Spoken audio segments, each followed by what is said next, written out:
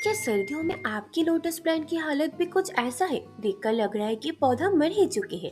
घबराना मत, ये बहुत ही नेचुरल है। असल में इस टाइम पे आपकी लोटस प्लांट डोरमेंसी पे है। So hey the everyone, hope you all are doing good and once again welcome back to all natural. पिछले वीडियो में मैंने आपको बताया था कि डोरमेंसी क्या है, क्यों है और पूरा एक्सप्लेन किया था। लेकिन आज के वीडियो में मैं बताऊंगी कि डोरमेंसी की शुरुआत से लेके अभी तक सर्दियों में मैं अपनी लोटस प्लांट में कौन कौन सी केयर किया हूँ। तो इस वीडियो को देखने से पहले डोरमेंसी के बारे में उस डिटेल वीडियो को जरूर देखना, वरना आपको कुछ समझ में नहीं आएगी। तो अभी जल्दी से इस वीडियो को शुरू करते हैं और इन तक वीडियो को जरूर देखना। डोरमेंसी की शुरुआत हुई थी अक्टूबर से। सबसे पहले जो सारे लंबे लंबे एरिया लिप्स थे वो सूखने लगे, फिर धीरे धीरे फूल आना बंद हो गया। उसके बाद जो भी एक दो एरिया लिप्स आ भी रहे थे वो काफी मीडियम साइज में थे, और अक्टूबर की आखिर में जाके जो भी सारे बीज बने थे उन सबको मैंने कलेक्ट कर लिया और पुराने सूखे एरिया लिप्स को कट कर दिया। सिर्फ फ्लोटिंग लिप्स थे। अब नवंबर के शुरू में तो फ्लोटिंग लिप्स की ग्रोथ ठीक ठाक ही हो रहा था, लेकिन जैसे ही सर्दियां बढ़ने लगे वो भी साइज में छोटे होते गए। फिर नवंबर के आखिर में जाके ये देखो मेरी पौधों की हालत, ऑलमोस्ट सारे पत्ते ही सूख चुके थे। इवन पत्ते तो सड़ने भी लगे थे, सारे काले पड़ गए थे। तो मुझे सबसे पहले तो इन सारे पत्तों को हटाना पड़ा, और इतने सारे पत्तों को हटाना पड़ा, ये देखो पूरे ढेर हो गई थी पत्तों की।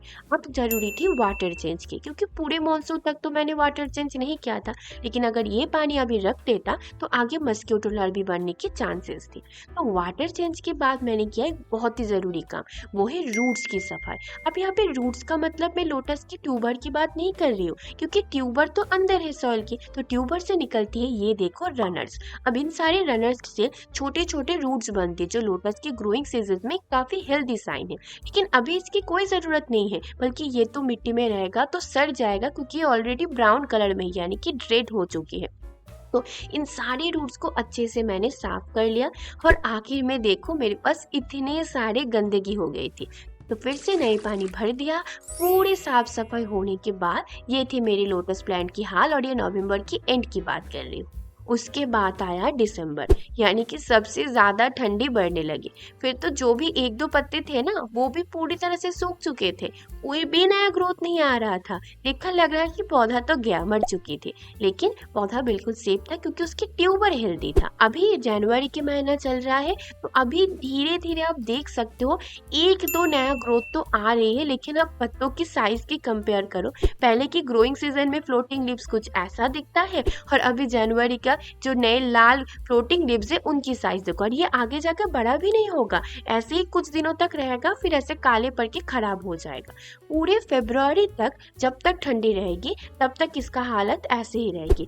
फिर धीरे धीरे जैसे टेम्परेचर और ह्यूमिडिटी बढ़ेगी, तो फरवरी की एंड या फिर मार्च की शुरुआत से इस पौधे में दोबारा नई ग्रोथ आएगी। पहले तो फ्लोटिंग लिप्स आएगी, मीडियम साइज में आएगी, फिर बड़े साइज में आएगी, फिर एरियल लिप्स खिलने लगेगी, और आपको तो पता है उसके बाद क्या होगा, फ्लावरिंग। अक्टूबर से लेके जनवरी तक की मेरी पूरे लोटस प्लांट की अपडेट मैंने आपको दे दिया है। इसी बात पे वीडियो को एक लाइक करना बिल्कुल मत भूलना, और साथ में जैसे ही फरवरी के आखिर में जाके इसमें नया ग्रोथ आने लगेगी तब बहुत ही इंपॉर्टेंट काम करनी है, वो तो मैं आने वाली वीडियोस में आपको बता ही दूंगी। तो चैनल के साथ जुड़ी रहे और सब्सक्राइब कर दीजिए। Take care and happy gardening.